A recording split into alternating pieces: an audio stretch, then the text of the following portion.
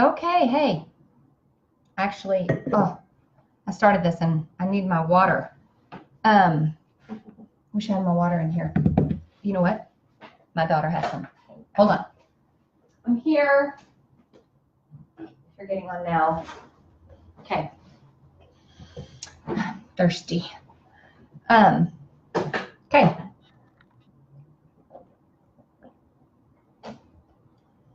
I wonder if you could hear that swallowing on the video. Hopefully not. That's kind of gross. Okay. We have some really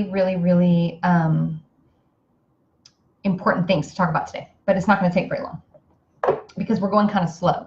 I'm really hoping that you are applying these things. If you're tired, go and watch. This is our third Wellness Wednesday video in the series of how to feel less tired and how to feel more energized in the day.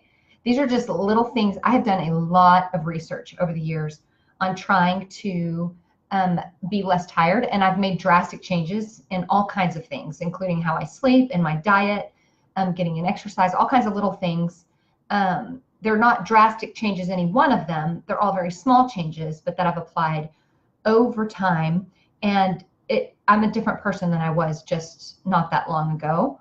And so that's why I want to share these things with you. Okay, my name is Jenny Scott with Fully Charged Mamas. And this Facebook group is, for those that are new, is all about getting charged up, filled up as moms so that we are not pouring out of an empty vessel, so that we're pouring out of the overflow into our families and our kids and our jobs and in ministries that we're involved in and all the areas that we're in. So, but something that plagues us as moms that keeps us from feeling like we're thriving is this sort of lack of energy that we experience, this tiredness, the exhaustion. Some of it comes from not getting a good night's rest because we have babies that wake us up in the night. Some of it comes from we get on mental overwhelm. And so we just get so overwhelmed that and the stress of that just makes us really feel tired. Some of us stay up too late. We don't prioritize our sleep. We don't prioritize ourselves at all. And so that sort of spills over into how we feel, and how we feel spills over into the things we say and the things we do and how we behave. So we're working backwards, and we're going to talk about getting filled up by feeling less tired. Okay, so we have talked about a few things. We've talked about fluids and making sure we're getting enough water, drinking a big glass first thing in the morning. What else did we talk about? Screens. Limiting screens before bed, having a bedtime routine where you do the exact same thing every night before you go to bed to sort of teach your body, okay, this is what I do right before I go to sleep. If you're not doing those things, a bedtime routine is, and limiting screens and getting enough fluid, these are very important things, even though they're just small little changes that we can make. So go and watch the first two videos if you haven't seen them. And start doing those things now because they really do help.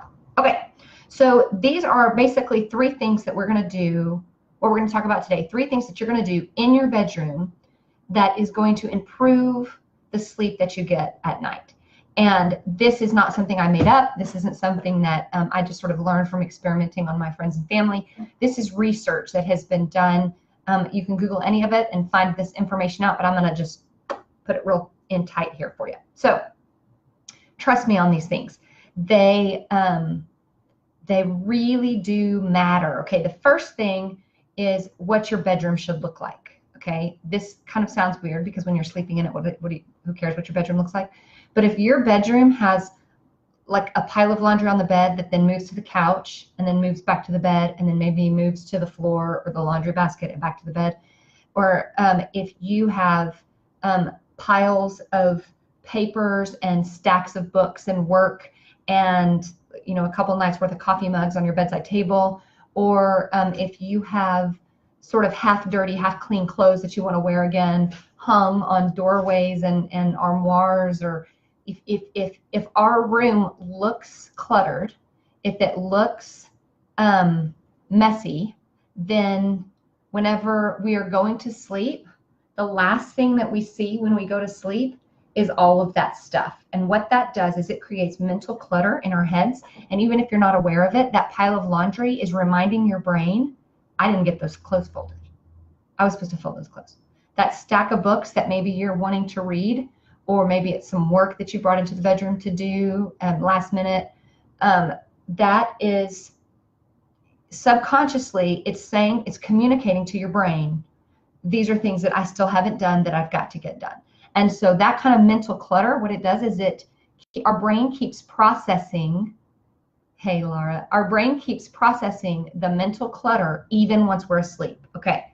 So when you have things sitting around in your bedroom, things that you need to take care of, things that you need to do, things that you wanted to do, that clutter, because our brains take in everything in our surroundings and they filter out the things that are important and not important. And of the important things, they move some of it to our conscious brain that we actually think about. Okay. And so that's the things that when you're laying in bed and your mind is worrying and you're thinking about things that you need to do, or that's the conscious brain, but your subconscious is still processing things. And believe me, if you have things, stuff sitting around in your room that doesn't belong in your bedroom, okay, then your brain is processing those things. Your subconscious brain is processing those things. And your subconscious brain does have a lot of work to do at night while you sleep. What it does is what they think it does anyway, is that it takes all of the information that it gathered during the day and it processes it and it filters and it puts it in long-term memory or short-term memory, and it will even solve problems for you while you sleep.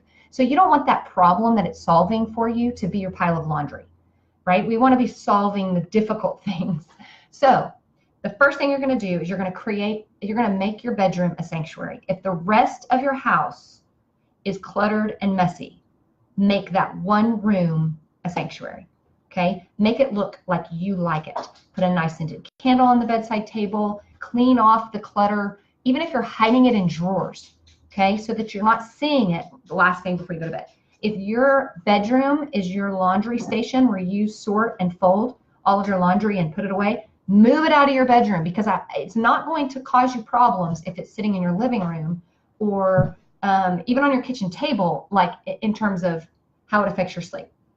So get things out of your room that don't belong in there. Make your room, when you walk in, it should look like a sanctuary. It should smell like a sanctuary with scented candles or essential oils being diffused or whatever. Okay, so that's the first thing. The second thing is you've got to reduce the amount of light that is in your bedroom while you're sleeping. Even a clock that has a digital display can disrupt sleep patterns. So you may not know that this is what's happening, but it is happening because it happens to everybody. So a lot of people really feel like they need a nightlight to sleep, which I am not the sleep expert. I am not claiming that this is true for you, but study after study after study has shown that light in a bedroom disrupts sleep. So even like our screens from our telephone, if we lay it down next to our bed and the screen is up and someone texts or does something, even if it's silent, sometimes the screen will light up a little bit. That is disrupting our sleep patterns. Any light in there at all. So what we have done in our bedroom is we have like these chargers that plug in the wall that have lights on them to show if the device is charged or not. Well, we have like covered those up with pillows or hidden them behind things and even put like a t-shirt over it or something. All light disrupts sleep. So getting blackout curtains, if there's a street light or a lamp outside of your bedroom window, whatever you can do to make it as dark as possible in your room. Okay, believe me, it makes a difference.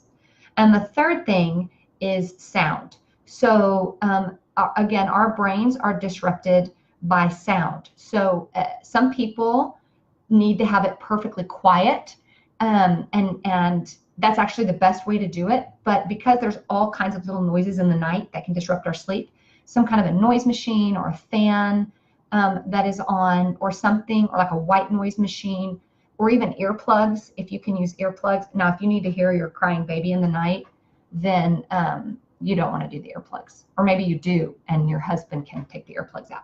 I don't know.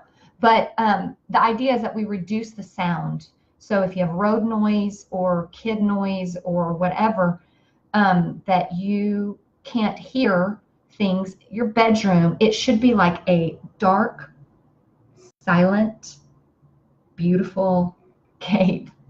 When our room is like that, when it is a dark, silent, beautiful, distraction-free cave, then our bodies will just, and it happens actually pretty quickly. Sometimes we have to get used to some changes. If you're used to night light, it may take a few nights to get used to having it dark.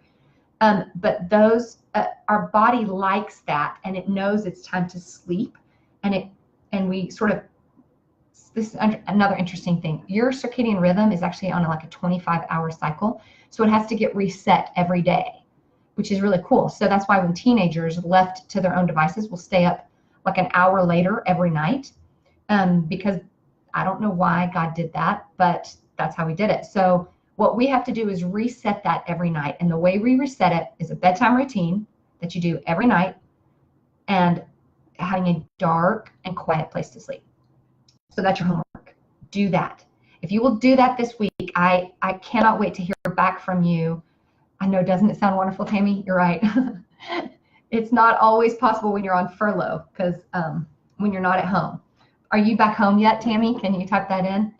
I need to have a better idea of what your schedule is. But if you are not at your own house, then you may just have to adjust to not getting the right kind of sleep. But if you are at home, do this to your room. Hang up sheets and get rid of stuff in there. Okay, well, you'll get home. Once you get home, you can do this to your room. And maybe you can adjust to different homes that you're in now. But make it beautiful. And okay, so I'm going to say this real quick. Our bedroom, it should not be our office. It should not be our counseling center. What it should be is the place for sex with our spouse and for sleeping. Okay, so we don't need to make that. If that's we have to make changes to our routine. For a long time, that was my laundry folding place. So that's where I would sit on my bed and I would put a show on my iPad and I would fold all my laundry while sitting in my bedroom. Well, inevitably that caused problems because I didn't maybe get it all done, or I just had to move it out of the way when it was time to go to bed. And all of that is distracting, okay? And it's affecting our brains. So do those things, okay? Reduce the light in your room.